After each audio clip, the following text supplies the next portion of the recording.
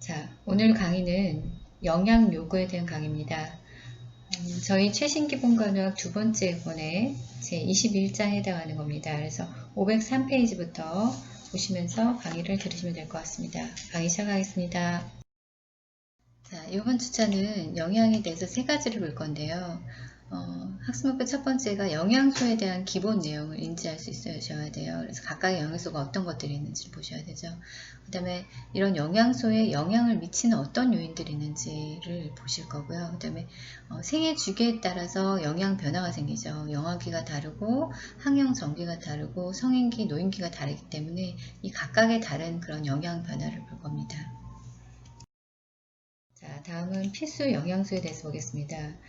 필수 영양소의 이 영양이라는 거는 어떤 영양을 제공하면서 신진대사나 신체에 필요한 성분을 공급해 준다고 보시면 되죠. 그래서 탄수화물이나 단백질, 지방 이런 그 다량의 영양소는 에너지를 공급하기 위해서 많이 이런 것들이 필요하죠. 그리고 이제 비타민이나 무기질 같은 경우, 또 물 같은 경우는 미량의 영양소에서 다량의 영양소의 대사에 소량 필요한 게 이제 비타민, 무기질, 물에 해당하는 거죠. 그래서 앞에서 얘기했듯이 탄수화물과 단백질, 지방 같은 경우는 그 에너지 공급에 쓰이는 거고, 비타민과 무기질 같은 경우는 그 영양소가 에너지를 사용하는데 이런 촉매제 역할을 하는 겁니다. 그 다음에 물 같은 경우는 어때요? 그 정상 체액 균형을 유지하면서 음식물을 소화시킨다든지 흡수시킨다든지 이런 것들을 하는 역할을 하고 있죠. 자, 다음은 첫 번째 탄수화물에 대해서 설명하겠습니다. 탄수화물은 카보하이드레이트라고 하죠. 저희 교재 503페이지에 나와 있어요. 그래서 탄수화물 같은 경우는 그 포도당으로 구성되어 있잖아요. 그래서 포도당은 또 탄소하고 수소, 산소로 이렇게 이루어져 있어요. 그래서 이런 포도당에는 산소하고 수소 비율이 1대2로 구성되어 있기 때문에 우리가 탄수화물 또는 당질이라고 이렇게 부르는 거예요. 그래서 우리 몸의 주요 에너지 공급원이 됩니다. 그래서 대부분의 식물의 전분과 섬유소 형태로 존재하죠. 동물에는 유당의 형태로 들어있는 게 이제 이게 탄수화물입니다. 그래서 탄수화물은 또 어떻게 나누냐면 단순당하고 복합당, 그러니까 다당류로 나눌 수 있다고 보시면 돼요. 그래서 단순당, 그러니까 단당류 같은 경우는 이런 포도당, 과당, 갈락토스 이런 단당류하고, 그 다음에 자당이라고 하는 이당류 같은 경우는 이제 메가당이나 유당 이런 이당류가 포함되어 있습니다. 그리고 다당류 복합당에는 이제 전분과 섬유질 이렇게 분류가 할 수 있다고 보시면 될 것 같아요. 그 다음에 이제 탄수화물의 기능 같은 경우는 이건 좀 아시면 좋을 건데, 이 탄수화물은 몸 안에 필요한 대부분의 에너지원이라고 보시면 돼요. 그래서 1g당 4칼로리 에너지를 공급하고 있어요. 그리고 모든 조직이라든지 특히 이제 그 뇌와 신경 조직의 대사성 연료를 공급한다고 보시면 돼요. 그래서 이런 포도당이 만약에 부족해지면 이제 여러 가지 문제가 생길 수 있기 때문에 이제 간에서 단백질과 지방을 분해해서 이제 포도당을 만들어냅니다. 그래서 일부 그 탄수화물 같은 경우는 지방의 완전한 산화를 돕고 있는데, 이렇게 그 탄수화물 섭취가 부족해지면 그 지방은 약간 불완전 산화가 돼가지고 케톤을 형성하게 됩니다. 문제가 생기겠죠. 그리고 이제 또한 그 탄수화물 같은 경우는 그 다른 복합체하고 결합해서 신체를 구성하는 그런 성분이 돼요. 그래서 어떤 것들을 하냐면 피부라든지 손톱 이런 딱딱한 구조물이나 또는 관절, 그리고 안구의 윤활액이라든지 이런 아미노산과 아미노당으로 합성된 이런 다당류라고 보시면 될 것 같아요. 그래서 WHO에서는 그 총 열량의 50이나 70%를 이런 복합당질에서 섭취할 거를 제한하고 있습니다. 그래서 비교적 활동적인 성인의 경우는 그 정상적인 뇌활동이라든지 이런 근육의 기능을 유지하기 위해서는 하루에 어느 정도의 당질을 섭취해야 되냐면 하루에 200g 정도의 당질을 섭취하셔야 돼요. 그래서 전체 에너지의 50%가 당질 섭취해야 된다라고 봅니다. 자, 두 번째 영양소 단백질에 대해서 보겠습니다. 단백질은 저희가 프로테인이라고 하죠.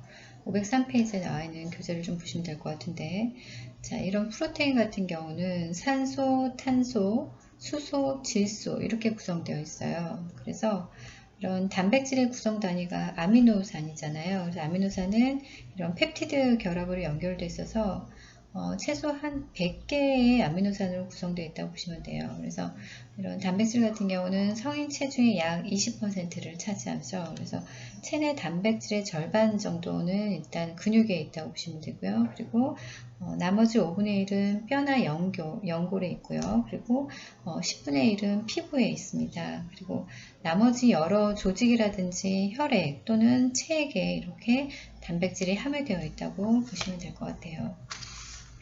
자, 아미노산은 체내에서 합성할 수 없는 그런 9가지 필수 아미노산하고 합성이 가능한 11가지 비필수 아미노산으로 나눠져 있다고 보시면 돼요. 그래서 이렇게 필수 아미노산 같은 경우는 내가 합성이 가능하지 않기 때문에 반드시 식이로 공급되어야 된다고 보시면 됩니다. 그래서 체내에서 합성이 가능한 아미노산을 우리가 그냥 비필수 아미노산이라고 이렇게 지칭한다고 보시면 돼요. 그래서 여기 지금 완전 단백질, 불완전 단백질 이렇게 나와 있는데 완전 단백질 같은 경우 우리가 이제 양질의 단백질이라고도 얘기하는데요.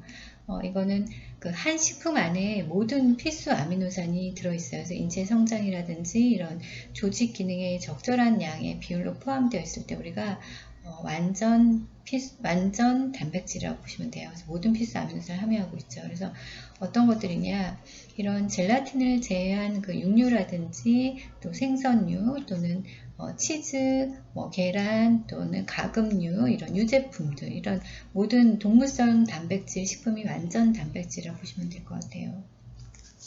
그 다음 불완전 단백질이라는 거는 그 한 식품 안에 하나 또는 그 이상의 필수 아미노산이 결핍된 경우에서 한 일부만 포함된 거죠. 이거를 불완전 단백질이다 또는 그 저질의 단백질이다 라고 얘기할 수 있어요. 어떤 것들이냐면 콩류라든지 공류 또는 열매, 견과류 또는 종자 이런 것들이 그 식물성 단백질만을 섭취할 때 우리가 이거를 그냥 불완전하다, 그래서 불완전 단백질이다 라고 보시면 될 것 같아요. 그런데 이런 그 서로 다른 그 식물성 단백질은 이제 결핍된 아미노산 종류가 약간 다르기 때문에 어떤 식으로든 함께 섭취하면 이게 충분한 양과 그런 비율의 필수 아미노산을 또 공급받을 수 있습니다. 예를 들게 되면 이제 밀 같은 경우는 리신이 결핍되어 있어요. 근데 뭐는 들어있냐면 메티온이라는 거는 적절하게 포함되어 있어요. 근데 콩류에는 리신은 적절한데 메티온이 결핍되어 있어요. 그러면 어떻게 해요? 두 개를 같이 섭취하면 되잖아요. 그래서 밀이라든지 밀과 콩류를 같이 섭취하게 되면은 별도로 각각 섭취할 때보다 그런 양질의 단백질을 또 섭취할 수 있다고 봅니다. 그래서 하나만 섭취하지 않고 두 개를 같이 먹게 되면 이렇게 거기에 포함되어 있지 않은 것들을 내가 또 섭취할 수 있다라고 보시면 될 것 같아요. 그래서 이런 완전 단백질과 불완전 단백질을 나눌 수 있다라는 거, 그리고 완전 단백질은 동물성 단백질이 거기 완전 단백질이고, 불완전 단백질은 이렇게 콩류나 견과류의 식물성 단백질을 우리가 불완전 단백질이다라고 보시면 될 것 같습니다. 자, 다음은 그 프로테인의 기능에 대해서 볼 건데요. 프로테인의 기능은 1g당 4칼로리 에너지를 일단 공급하고요. 이런 주기능 같은 경우는 이런 체단백을 합성하는 거라고 보면 될 것 같아요. 이게 저희 교재 504페이지에 나와 있는데, 그래서 그 단백질 같은 경우는 인체에서 정상적으로 이렇게 기능을 다 한 다음에 어떻게 파괴되는 체조직을 보충해 주고요. 그리고 새로운 조직을 합성함으로써 조직을 성장시키면서 인체의 틀을 만드는 데 사용한다고 보면 돼요. 그래서 이제 뼈라든지 힘줄, 그 다음에 혈관, 피부라든지 모발, 손톱 이런 것들은 다 단백질로 되어 있잖아요. 그래서 이런 그 단백질 같은 경우는 기본적으로 이런 체액과 호르몬, 그러니까 호르몬은 인슐린, 티록신, 에프네필 이런 것들 호르몬이잖아요. 그리고 혈청 단백질, 알부민, 또 신경 전달 물질의 세로토닌과 아세틸콜린 또는 그 여러 가지 이런 모든 효소라든지 유주, 그다음에 점액, 담즙, 뭐 히스타민 이런 것들을 합성하는 데 이제 이용되는 게 이제 단백질이라고 보시면 될 것 같아요. 그래서 또 단백질의 주요 기능 중에 하나는 이런 면역글로빈 항체도 단백질로 구성되어 있어요. 그리고 감염이라든지 질병으로부터 인체를 보호하겠죠. 왜냐하면 그 항체가 단백질로 구성되어 있기 때문에 당연히 이것들은 감염과 질병으로부터 인체를 보호하는 기능을 한다고 보시면 될 것 같습니다. 자, 프로테인 섭취에 대해서 볼 건데요. 아까 앞에서 단백질은 1g당 4칼로리 에너지를 공급한다고 했잖아요. 그래서 이런 탄수화물 섭취가 불충분하게 되면 이런 신체 에너지 요구량을 충족하기 위해서 이런 단백질을 에너지로 전환합니다. 그래서 이렇게 단백질이 에너지로 전환돼서 활용할 때는 어떤 문제가 생기는데요. 왜냐면 단백질이 탄수화물보다 비효율적이고 완전히 연소되지 않기 때문에 이제 문제가 되는 거여서 이런 그 단백질 대사 과정에서 만들어진 이런 질소, 노폐물 배설에는 에너지가 꼭 필요합니다. 그래서 단백질 하루 필요량은 보통 영아 같은 경우는 일일에 20에서 25g 정도 필요하고요. 15세 이상에서는 하루 65에서 70g 정도가 더 필요합니다. 임산부 같은 경우는 추가로 일일에 30g이 필요하고요. 수유부는 이 60에서 70g에서 추가로 1일당 20g이 더 필요한 거예요. 그래서 총 칼로리 중에 10에서 20%를 단백질로 섭취하는 것이 가장 바람직하다고 보시면 될 것 같습니다. 자, 다음은 질소 평형에 대해서 볼 건데요. 질소는 어디에만 있어요? 단백질만 포함된 원소잖아요. 그래서 질소 평형이라는 거는 질소 섭취량하고 배설량이 동등할 때 나타난다고 보면 됩니다. 그래서 이건 단백질 생성률과 파괴율이 동일함을 나타내는 게 질소 평형 상태예요. 그래서 적절한 열량이라든지 모든 필수 아미노산을 이렇게 잘 섭취한 이런 건강한 성인 같은 경우는 이런 질소 평형 상태에 있다고 보시면 될 것 같습니다. 그런데 여기 나와 있는 양성 질소 균형이라는 거는 그 질소의 섭취량이 질소 배설량보다 많을 때, 이럴 때 그 조직의 합성률이 그 조직의 파괴율을 초과하기 때문에 이제 질소 균형이 양의 상태에 있다라고 보시면 될 것 같아요. 그래서 어떨 때 이렇게 나타나냐면 갑자기 급성장하는 기간에 많이 나타나요. 그래서 영아기라든지 뭐 아동기나 학령기 또는 임신이나 수유기 이런 기간에 이제 양성 질소 균형 상태가 나타나게 됩니다. 그래서 질소의 균형이라는 거는 뭐 수술이나 화상, 뭐 외상, 스트레스 이런 그 동화작용이 일어나는 회복 기간 이런 데 보통 이제 많이 일어납니다. 그래서 여기 나와 있는 음의 질소 균형이라는 거는 앞에 나온 거 반대겠죠. 질소 섭취량이 질소 배설량보다 적을 때일 때 이제 그 조직의 소모나 체단백의 상실을 반영하는 이런 질소의 음의 상태가 나타난다고 보시면 돼요. 그래서 대부분 열량 섭취가 부족하다든지 식품 단백이나 조직 단백을 열량으로 사용한 경우에 이렇게 음성 질소 균형 상태에 나타나게 됩니다. 자, 다음은 지질에 대해서 보겠습니다. 지질은 리피드라고 하죠. 그래서 탄수화물과 마찬가지로 탄소, 수소, 산소로 구성되어 있는데 인과 질소로 구성된 것도 있습니다. 그래서 여러 종류의 지질이 있어요. 근데 여러 종류의 지질 중에서 혈장에 다량으로 존재하면서 임상적으로 중요한 의미를 갖는 것들 있죠. 대표적인 게 트리글라이세리드, 중성지방, 그다음에 콜레스테롤, 인지질, 유리지방산 이런 것들이 있습니다. 이런 혈장 지방 같은 경우는 어떤 일을 하냐면 그 세포의 기능을 유지시켜주면서 에너지 대사에 중요한 역할들을 하죠. 그래서 고밀도 지단백 HDL이나 저밀도 지단백 LDL 이런 것들 있죠. 이래서 이제 또 다른 거는 이런 그 지방산은 또 포화되는 정도에 따라서 우리가 포화지방산, 불포화지방산 이렇게 나눌 수 있어요. 그래서 포화지방산은 이제 체내에서 합성이 가능합니다. 그래서 이 포화지방산은 혈중 콜레스테롤을 대표적으로 증가시키는 그런 일들을 하죠. 그리고 불포화지방산은 우리가 여기 이제 단일 불포화지방산, 다중 불포화지방산 두 개로 나누는데 우리가 좋게 생각하는 이 단일 불포화지방산은 우리가 이제 대표적으로 올리브유나 올레산에 많이 들어있는 그런 레놀레산입니다. 레놀레산이 필수지방산이거든요. 그래서 식물성 기름에 많이 들어있는 이 불포화지방산이 되게 우리 몸에 좋잖아요. 그래서 이 레놀레산은 필수지방산이면서 체내에서 합성할 수가 없어요. 그래서 꼭 식품으로 우리가 공급받아야 돼서 뭐 해바라기라든지 옥수수, 콩기름으로 만든 그런 기름 이런 게 필수 지방산입니다.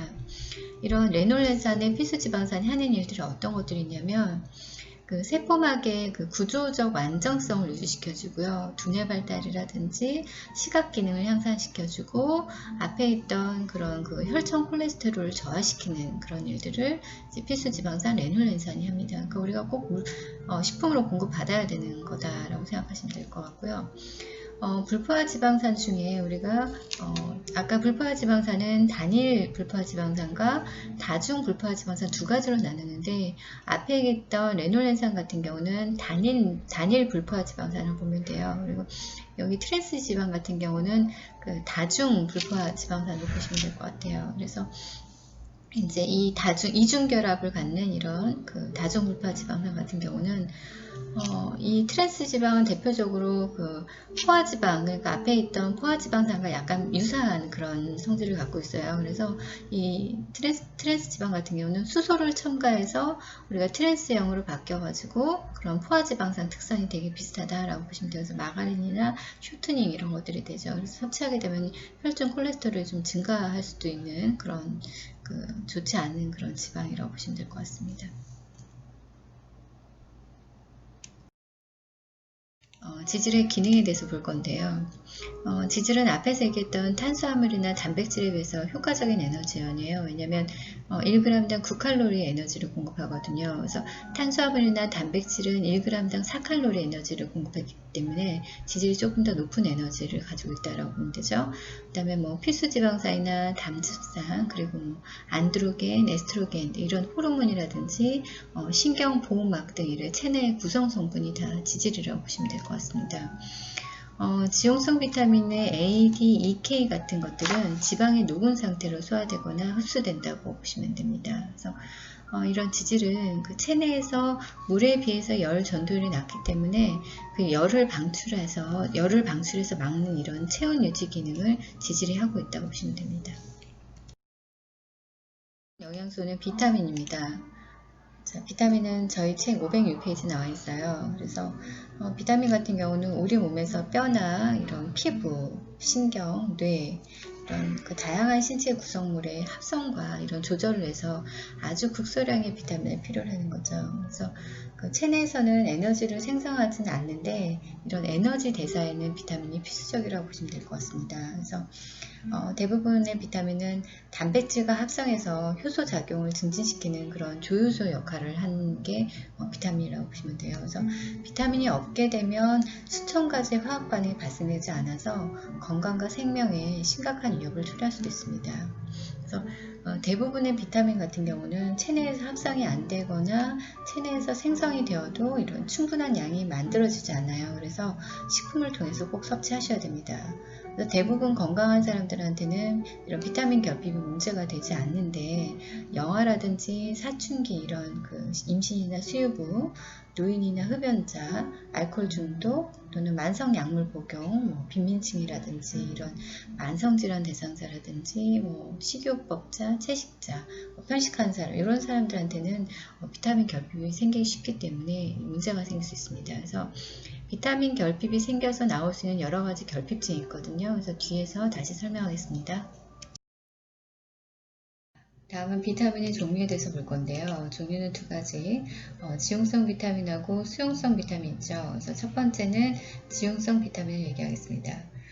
지용성 비타민에는 비타민 A, D, E, K가 있습니다. 지용성이기 때문에 물에 녹지 않아요. 그래서 물에 녹지 않으니까 혈액을 통해서 이동하기 위해서는 그 단백질 운반체와 결합해야 됩니다. 그래서 만약에 요구량보다 과량 섭취하게 되면은 배설이 안 됩니다. 그래서 나중에 1차적으로는 간이나 지방 조직에 저장되는 그런 특징이 있죠. 그래서 결핍 증상이 느려요. 그리고 신체에 이렇게 지방이나 간에 저장되어 있기 때문에 이런 보유량이 있어서 매일 섭취할 필요는 없습니다. 그래서 비타민 A를 너무 장기간 다량 섭취할 경우는 독이 될 수 있는 그런 특징이 있습니다. 자, 다음은 지용성 비타민의 기능하고 결핍증을 하나씩 볼 건데요.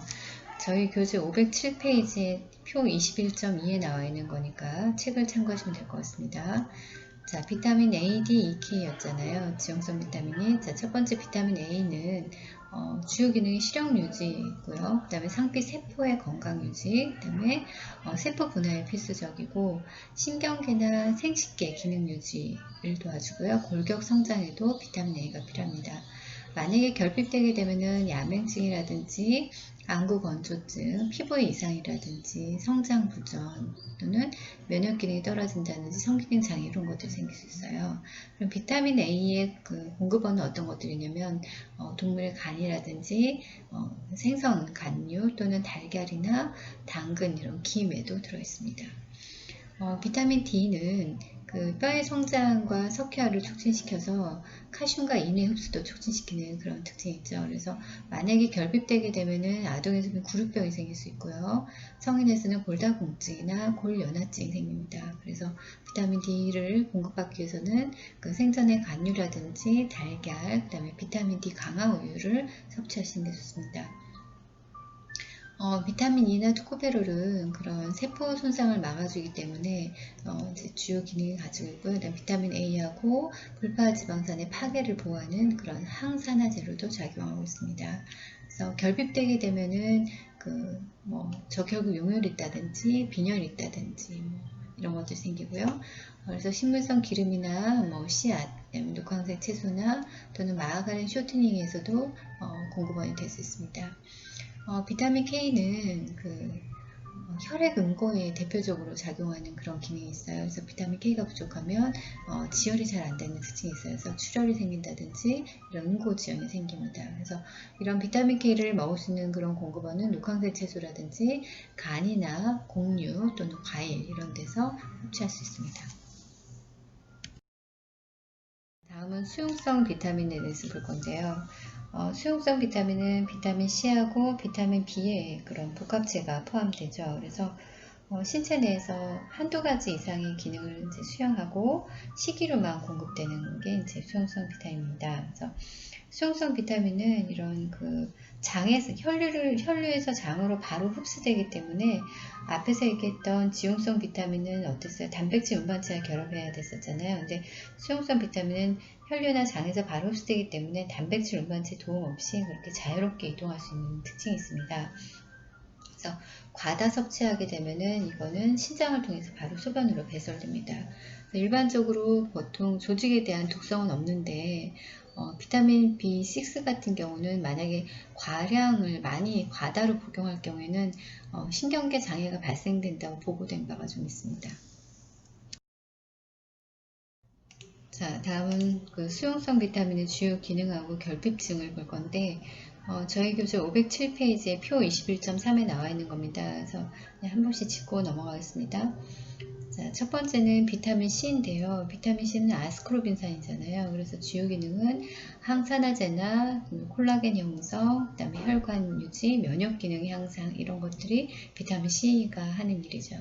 결핍되게 되면 괴혈병이라고 해서 식욕감퇴, 상처 치유 지연이라든지 정상 출혈, 잇몸 출혈, 이런 체중 감소 이런 것들이 생길 수 있습니다. 그래서 공급원은 어떤 것들이냐면 감귤류라든지 오렌지, 자몽, 토마토, 딸기, 레몬 이런 것들이 이제 비타민 C의 공급원이 되겠죠.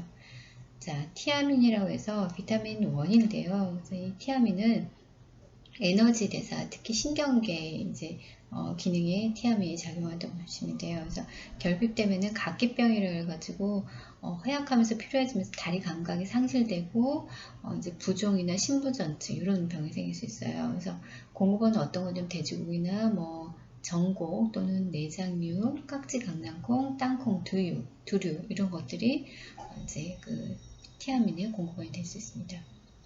그 다음에 레보플라빈은 비타민 B2인데요. 이건 탄수화물이나 단백질, 지질 대사에 관여합니다. 그래서 만약에 결핍되게 되면은 레보플라빈 결핍되면 구염이라든지 구강염 또는 구순염 또는 설염 이런 눈부심 이런 증상이 생길 수 있어요. 그리고 공급원으로는 우유나 치즈, 요구르트, 육류, 계란 이런 것들을 드시면 될 것 같아요. 자, 나이아신은 탄수화물, 단백질, 지질 대사에 관여하는 그런 기능을 하고요. 결핍되게는 펠라그라라고 해서 설사나 피부염, 치매 이런 것들이 생길 수 있어요. 그리고 먹을 수 있는 그 공급원은 참치라든지 닭고기, 간이나 육류 이런 것들을 통해서 섭취할 수 있습니다. 자, 피리독신이라는 비타민 6인데 이거는 단백질과 지질의 체내 이용률을 올려주면서 그 신경 전달 물질을 합성을 하는 게 이제 비타민 6예요. 그리고 이제 너무 결핍되게 되면은 설염이라든지 정신 이상도 있을 수 있고요. 그리고 이런 그 비타민 6를 공급받으려면 버섯이나 땅콩, 완두콩, 밀가루 이런 것들을 이제 먹으면 되는데 아까 앞에서 얘기했잖아요. 비타민 6에 이런 피리독신을 만약에 너무 많이 과량으로 복용할 경우에는 이런 신경계에 장애가 발생한다고 보고가 되어 있다라는 거 보시면 될 것 같습니다. 자, 엽산 같은 경우는 DNA하고 RNA 합성을 하면서 아미노산 합성을 하죠. 그리고 적혈구 성숙시키는 게 엽산이잖아요. 그래서 이 엽산이 결핍되게 되면 피부염이나 설염, 발작, 두통, 빈혈 이런 것도 생기죠. 공급원은 육류나 닭고기, 연어, 바나나, 해바라기 이런 것들이 있습니다. 자, 그 다음에는 비타민 B12인데요. 이거는 코바라빈이라고 해요. 그래서 적혈구를 성숙시키고 엽산 대사 과정에 관여를 해줍니다. 그리고 단백질 대사도 관여하죠. 그래서 만약에 이 비타민 12가 없게 되면은 거대 아구성 빈혈이라든지 설사나 성장장애, 정신질환 이런 것도 생길 수 있어요. 그래서 이걸 섭취할 수 있는 그런 음식은 간이나 내장류, 어패류, 생선 또는 유제품이나 해조류를 통해서 먹을 수 있습니다. 다음은 판토텐산이라고 해서 탄수화물이나 단백질, 지질 대사에 그런 기능을 하고 있어요. 그래서 이 판토텐산이 결핍되게 되면은 악성 빈혈이 생길 수 있어요. 그래서 거대 저하구성 빈혈이라든지 신경계 손상이 생길 수 있습니다. 그래서 이 공급원은 동물성 식품이나 조개류로 우리가 섭취할 수 있고요. 다음 바이오틴이라는 거는 CO2를 운반하는데 당으로부터 에너지를 생산하거나 지방산을 합성합니다. 그래서 만약에 이 바이오틴이 결핍되게 되면 대상자가 피로한다든지 두통이 생긴다든지 불면증이 생긴다든지 어떤 뭐에 관심 없이 힘이 하나도 없어진다든지 이런 것들이 있어요. 그래서 공급원은 난황이나 간이나 치즈, 버섯, 땅콩 이런 것들을 다 섭취하시면 될 것 같습니다. 다음 영양소는 무기질인데요. 무기질 같은 경우는 전체 체중의 약 4%를 구성한다고 보시면 돼요. 그래서 세포에는 필수적이지만 이런 칼로리를 만들지는 않습니다. 그래서 혈액 응고라든지 신경 자극, 전도와 같은 그런 인체의 많은 화학작용을 조절하는 그런 역할을 무기질이 하고 있다라고 보시면 됩니다. 자, 다음은 무기질의 기능을 보겠습니다. 무기질의 기능과 결핍증은 저희 교재 508페이지에 나와 있으니까 참고하시면 되고요. 자, 이렇게 무기질은 다량의 무기질하고 미량의 무기질로 나눠져 있는데요. 자, 이건 506페이지에 나와 있는 얘기입니다. 자, 다량의 무기질이라고 하는 거는 일반적으로 하루에 한 100mg 이상으로 필요로 하는 그 무기질을 우리가 다량의 무기질이라고 하는 겁니다. 그래서 보통은 칼슘이라든지 인, 마그네슘, 나트륨, 칼륨, 염소, 황 이런 것들이 이제 체내에 5g 이상 또는 그 이상 존재하는 다량의 무기질이 되는 거예요. 자, 미량의 무기질이라는 거는 하루 필요량이 앞에서 얘기했던 100mg 이상이 아니라 100mg 이하로 필요한 거를 우리가 미량의 무기질합니다. 그래서 체내에서 5g 이하로 소량으로 존재합니다. 그래서 철분이라든지 아연 또는 구리, 요오드, 불소, 망간, 크롬 이런 것들이 미량 무기질로 나눕니다.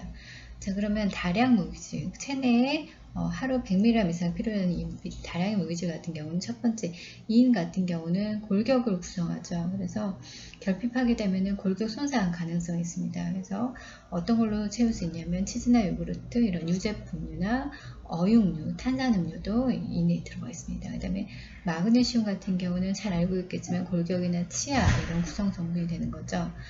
이게 마그네슘이 결핍하게 되면은 근육통이나 심장 기능이 좀 약해지고 허약해질 수도 있습니다. 그래서 공급원으로는 녹황색 채소라든지 견과류, 초콜릿 이런 것도 들어있고요.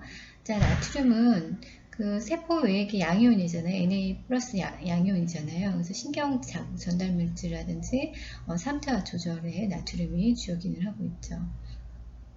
그럼 나트륨이 결핍되게 되면 어떤 일이 일어나냐면 근육의 경련이라든지 식욕 감퇴 이런 것들이 있습니다. 그래서 공급원은 어떤 것들이 식염이라든지 뭐 양념류, 뭐 스낵 과자류, 뭐 육류 이런 것들도 나트륨을 섭취할 수 있는 거죠. 자, 칼륨 같은 경우는 K죠. 세포 내의 양이온이잖아요. 그래서 글리코겐 형성에 관여합니다. 칼륨은. 그래서 칼륨이 부족해지는 경우는 어떤 문제가 생기냐면 불규칙하게 심장박동이 뛸 수 있어요. 그리고 근육의 경련도 가끔 일어납니다. 그래서 가끔 칼륨이 부족할 때 저는 눈 커플이 약간 떨리는 걸 경험할 수 있어요. 이게 이제 칼륨이 부족해지면 생길 수 있는 근육의 경련이거든요. 그래서 공급원은 어떤 것들이 있냐, 뭐 시금치나 호박, 바나나도 많이 들어있고요. 오렌지 주스, 그 다음에 채소나 과일류, 육류 이런 것들이 들어있습니다. 자, 칼슘은 아시죠? 골격 구성의 대표적이죠. 그리고 혈액응고라든지 신경 전달, 근육 수축에 칼슘이 주요 기능을 하고 있습니다. 그래서 칼슘이 부족해지면 골다공증 생기죠. 그래서 공급원은 우유라든지 유제품 또는 뼈째 먹는 생선 이런 것도 들어갈 수 있습니다. 자, 미량 무기질이니까 하루 필요량이 100mg 이하인 무기질, 미량 무기질은 첫 번째 철분 같은 경우는 헤모글로빈 성분은 들어가잖아요. 그래서 골수에서 조혈 작용을 도와주죠. 그리고 만약에 부족해지면 철분 결핍성 빈혈이라든지 이제 뭐 창백하다든지 뭐 허약하다든지 이런 것도 생길 수 있겠죠. 공급원은 육류라든지 어패류, 그다음에 콩류, 시리얼, 녹색 채소에 들어있습니다. 자, 요오드는 갑상선 호르몬의 성분을 합성하죠. 요오드. 그래서 만약에 요오드가 결핍되게 되면 갑상선 기능 저하증이 생깁니다. 그래서 권태감이라든지 취에 민감해진다든지 뭐 갑상선 종이 생긴다든지 이런 거 생길 수 있죠. 그래서 요오드를 섭취하려면 우리가 미역이나 김, 해산물 이런 것들 먹으면 됩니다. 자, 아연은 한 200여 개 효소로 구성 요소로 뭐 성장이라든지 면역, 알코올 대사에 관여합니다. 그래서 아연이 부족해지면 성장이 잘 지연되고 외소증이 생길 수 있어요. 면역 기능이 떨어집니다. 그래서 어떤 걸 통해서 아연을 섭취할 수 있냐면 굴이나 게 이런 육류, 우유 이런 것들을 섭취할 수 있습니다. 셀레늄은 이런 항산화 작용을 해요. 그래서 뭐 근육통이라든지 부족해진 근육통이라든지 뭐 근육이 약해진다든지 뭐 심근 장애가 생긴다든지 이렇습니다. 그래서 셀레늄을 공급받으려면 요구르트를 좀 많이 드시면 되고요. 자, 그 다음에 이제 그 구리 같은 경우는 철분의 흡수나 이용을 도와줍니다. 그래서 구리가 좀 부족해지면 빈혈이라든지 백혈구 감소가 생길 수 있어요. 그리고 뼈의 손실도 생길 수 있습니다. 그래서 이런 구리를 우리가 공급할 수 있는 원은 어떤 새우나 어패류, 땅콩, 버터 이런 것들이 있고요. 자, 망간은 탄수화물이나 지질, 단백질 대사에 관여해요. 그래서 뼈와 연골 조직 형성을 도와줍니다. 그래서 이 망간이 부족해지면 체중 감소라든지 성장장애 이런 것들이 좀 있는데 아직 다 밝혀져 있지는 않습니다. 그래서 망간을 많이 공급받으려면 육류라든지 어패류 이런 것들 드시면 되고요. 자, 불소는 아시죠? 불소는 충치 예방이죠. 그래서 불소가 부족해지면 충치가 유발하고 그다음에 골다공증에도 우리가 불소가 들어가서 부족해지면 골다공증이 생길 수도 있고요. 그래서 공급원은 호두나 대두쌀, 그 다음에 쌀겨 이런 것들이 불소가 들어있습니다. 다음은 물입니다. 영양소 물인데요. 물은 소화라든지 흡수, 순환, 배설 이럴 때 그 작용해서 생명을 유지하는 데 매우 중요하잖아요. 그래서 전체 체중의 한 60에서 70%가 다 수분이라고 보시면 돼요. 그래서 이 수분에 대한 요구도는 우리 대상자 환자에 따라 좀 달라요. 그러니까 요구도가 증가할 때는 어떨 때요? 내가 막 열이 나면 목이 마르죠. 발열이 있다든지 아니면 설사를 심하게 하는 위장관계에 문제가 있다든지 이럴 때는 수분 요구도가 많이 증가하죠.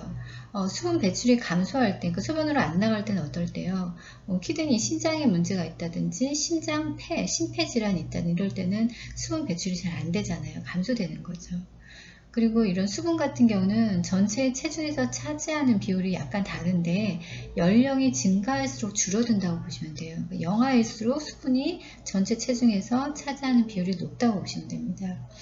그리고 영아라든지 노인 같은 경우는 이런 수분 소실이 많이 되거나 과다할 때 많은 영향을 받아요. 문제가 많이 생길 수 있고요.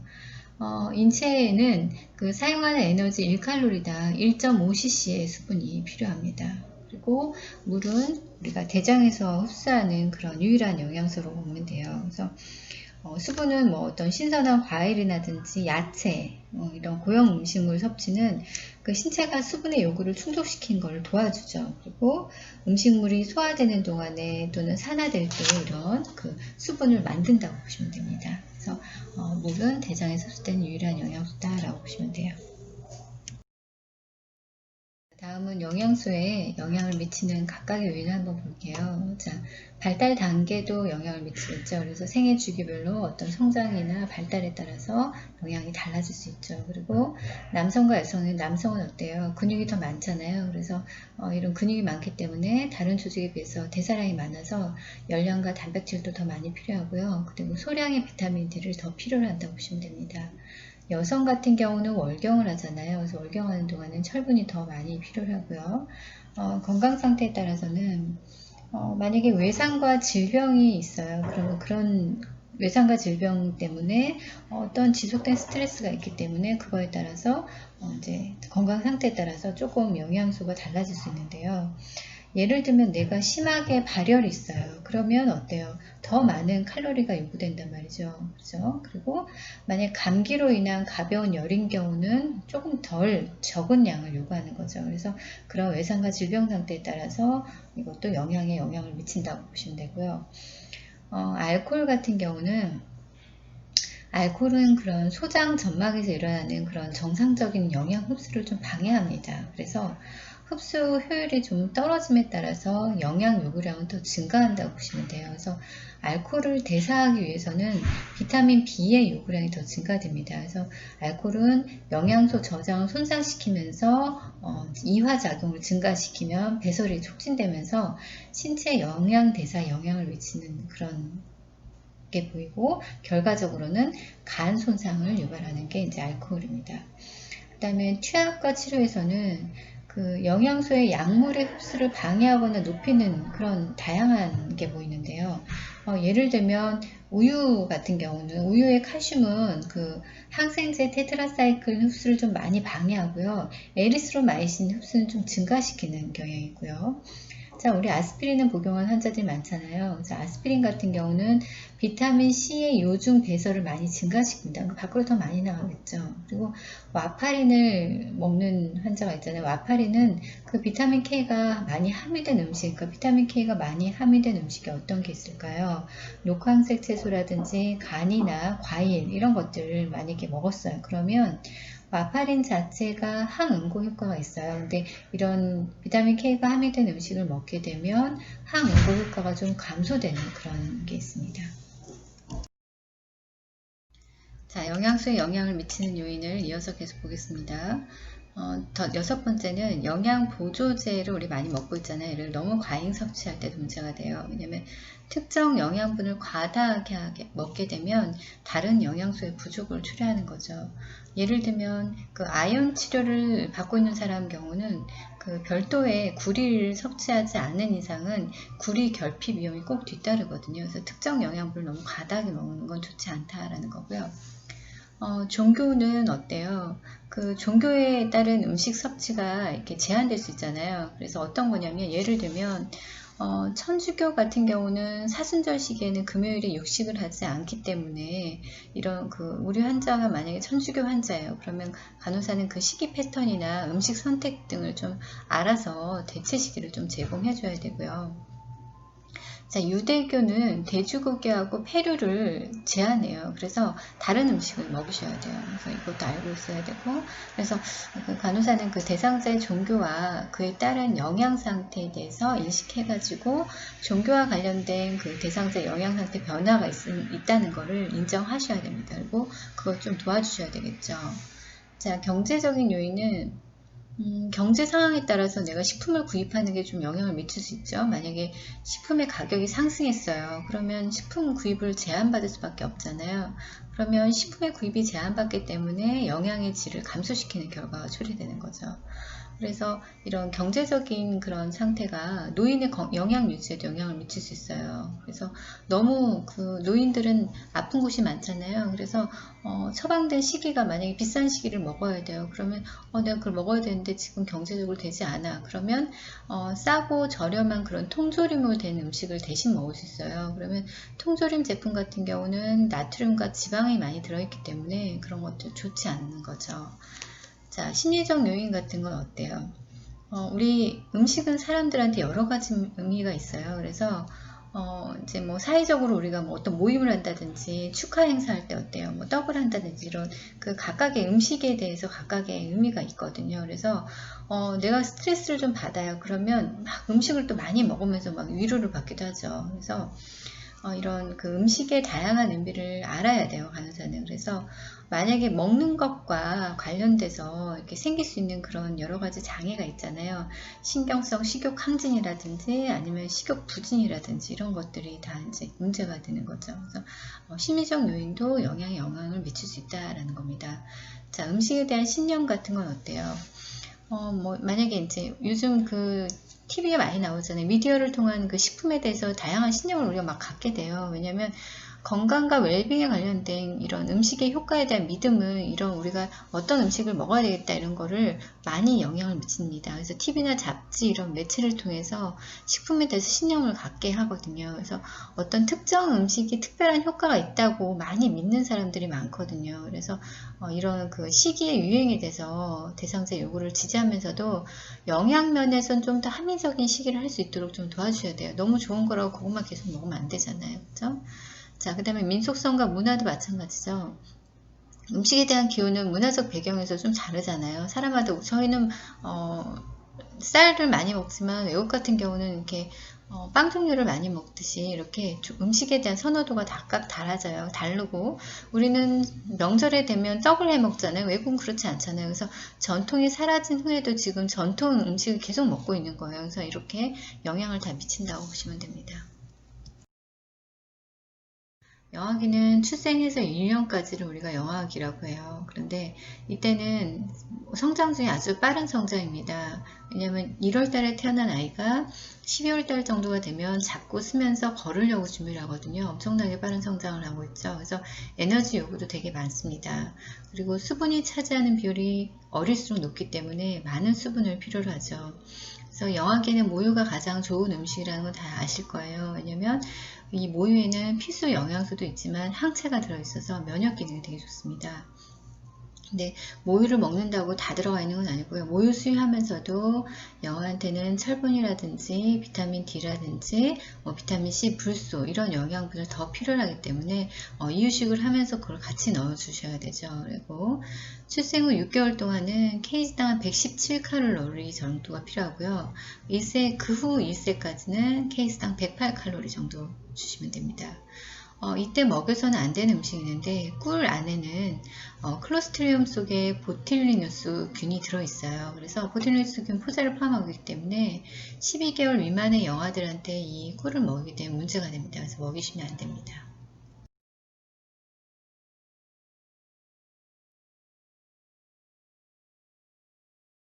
예, 알죠?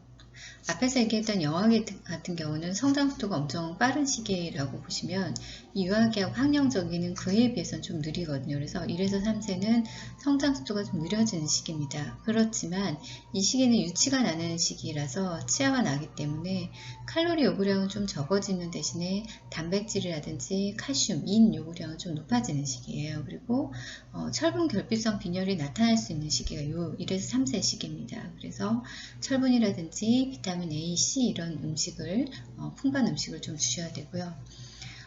보통 5살짜리 아이가 한 20kg 정도 된다 그러면 그 몸무게당 한 75cc의 수분이 필요해요. 그래서 하루 한 1500cc의 수분을 좀 주셔야 되고요. 어려서부터 형성된 식습관이 커서까지 가기 때문에 이때 그 학령 전기까지는 그런 건강한 식습관을 형성할 수 있도록 여러 가지 음식을 접할 수 있도록 해주는 게 좋습니다.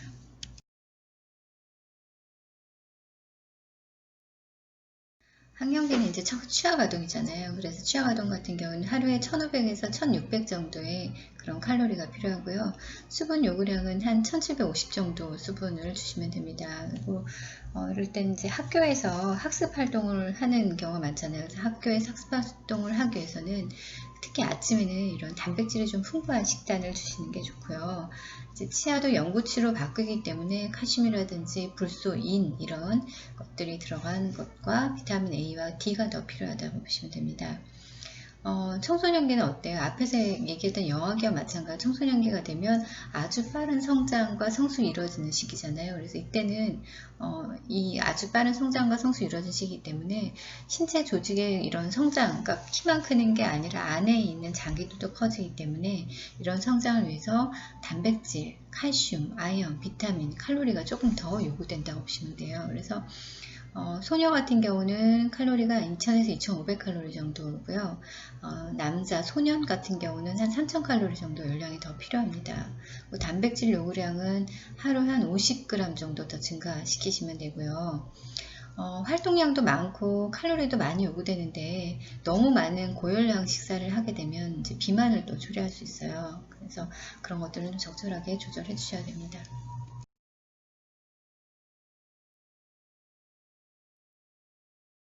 성인기인데요. 성인기가 되면 일단 성장이 멈추잖아요. 그래서 대사 과정이 많이 감소하는 거예요. 그래서 칼로리 요구량도 많이 떨어지는데 이때 이제 칼로리 섭취를 조절하지 않게 되면 이제 막 살이 찌기 시작하는 거죠. 그래서 단백질이나 칼슘 같은 거는 조금 더 신경을 써야 되는데 특히 폐경하는 여성은 충분한 칼슘과 비타민 D 섭취를 좀 해주셔야 됩니다. 자, 임산부는 임신해서 첫 3개월까지는 일주일에 한 1에서 2kg가량이 증가된 그런 칼로리를 더 섭취하셔야 되고요. 3개월 이후서부터 9개월까지는 한 주당 0.4kcal 증가된 그런 칼로리 요구량을 섭취하셔야 됩니다. 특히 더 많이 뭐가 필요하냐면 단백질, 그 다음에 철분, 엽산, 요오드 이런 영양소가 훨씬 더 요구된다고 보시면 되고 이런 칼슘은 그 태아의 치아나 골격에 많이 필요하기 때문에 더 많이 섭취하셔야 되고 특히 임신 후반기에는 더 많은 보충을 해주셔야 됩니다. 수유분은 어때요? 임신기보다 하루 300에서 한 500칼로리 정도 더 많은 칼로리가 필요해요. 그래서 단백질은 일일 한 20g 정도 더 먹으셔야 되고요. 칼슘은 이때 임신기하고 비슷하게 동일하게 필요하다고 보시면 됩니다. 자, 노인은요. 활동량이 많이 떨어지잖아요. 그래서 칼로리 요구량도 또 떨어지는 거죠. 이때는 이제 골다공증이 생길 수 있기 때문에 칼슘 섭취는 이제 충분히 해주셔야 되고 지방 섭취는 좀 줄여주셔야 됩니다. 그리고 이제 비타민 D라든지 비타민 B12 이런 섬유질, 철분을 좀 더 많이 필요로 한 시기가 이제 노인 시기에 해당한다고 보시면 될 것 같습니다. 자, 이번 주차 강의는 여기까지 하고요. 영양은 이어서 다음 주차에 이어서 하겠습니다.